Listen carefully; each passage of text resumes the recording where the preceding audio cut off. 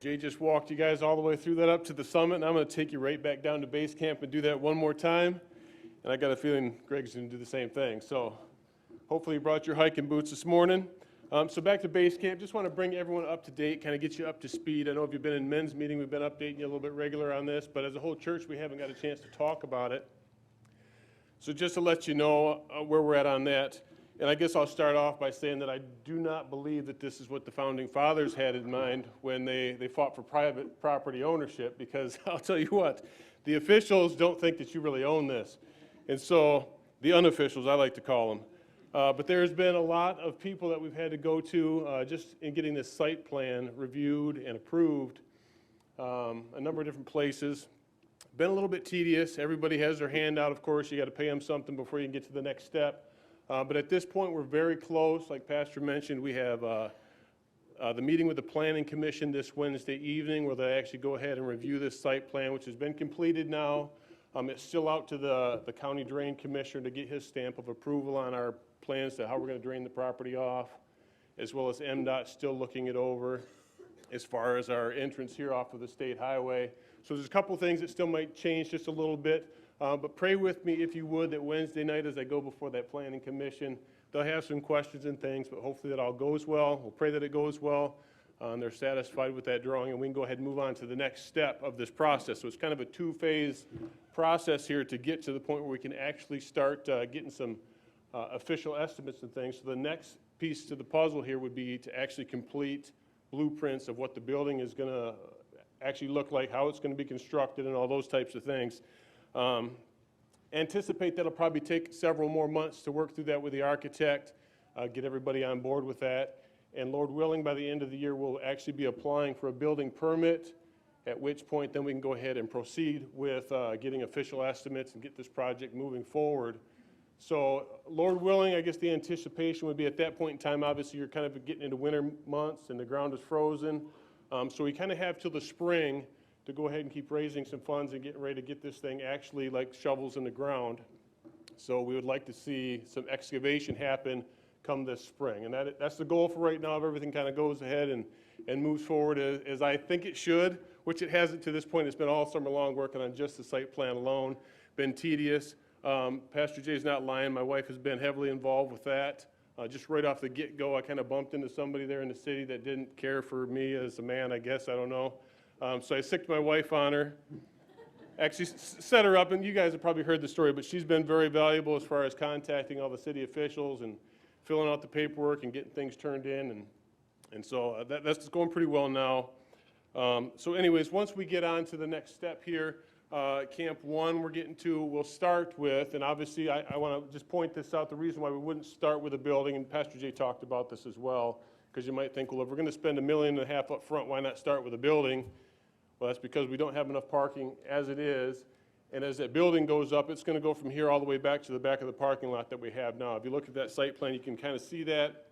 Everything that's asphalt right back to the school buses is going to be inside of the new building, and so that would really leave us short on parking at that point. So the idea is to go ahead and start with excavation, expanding the parking lot, as we already have people kind of without parking spaces on Sunday mornings. And so to do that, we need to fill in this retention pond that we have over here that catches all our runoff water right now. But before we can do that, we have to dig another retention pond that will allow that water to go someplace else so that we can backfill that. Then at that point, we can push that parking lot out there, and then we'll rework some new recreational fields back there for maximum impact, soccer and you know, playground and things like that. So that's why we're going to start in that manner. That's Camp 1. As we move on to Camp 2, and I'm just going to go through these real quick so this doesn't get any longer than it already is. Camp 2, he mentioned, is just a shell of a building. So that's going to be, like he said, exterior walls and the roof. There's not going to be anything in there. Now that will include some underground mechanicals that have to go in there. We're going to pour a concrete floor in that as well. So obviously before you can do that, you want to put in your drain lines, any water lines that need to run through that building. Let me back up. There's one more thing that goes with that Camp 1. Besides the excavation, and you're probably wondering, how can that cost so much money? But that's because there's also, with that excavation, there's going to be a lot of underground wiring and some drain lines and things, water lines that'll go all the way out to the new field, underground wiring throughout the parking lot for all the new lights that have to be out there to light the parking lot, as well as some curbing and things. So that does add up to quite a bit of money.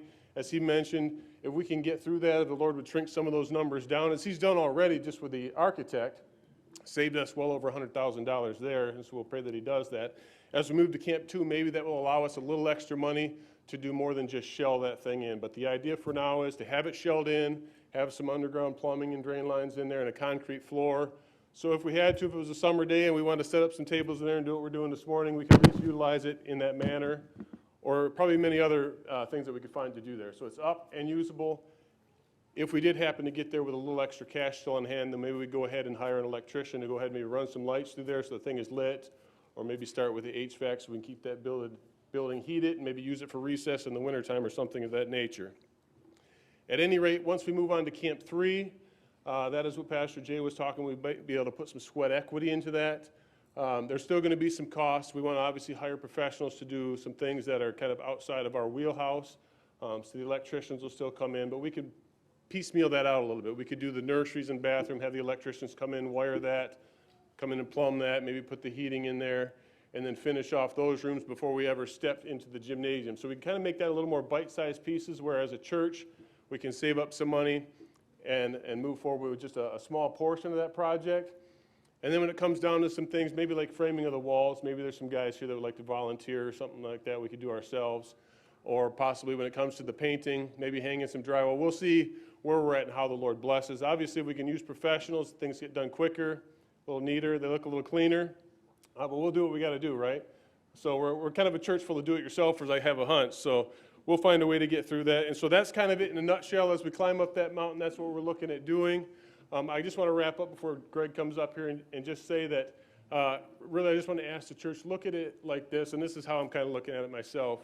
It's an opportunity right now to trade in some earthly treasures for some heavenly treasures. So I'll leave it at that.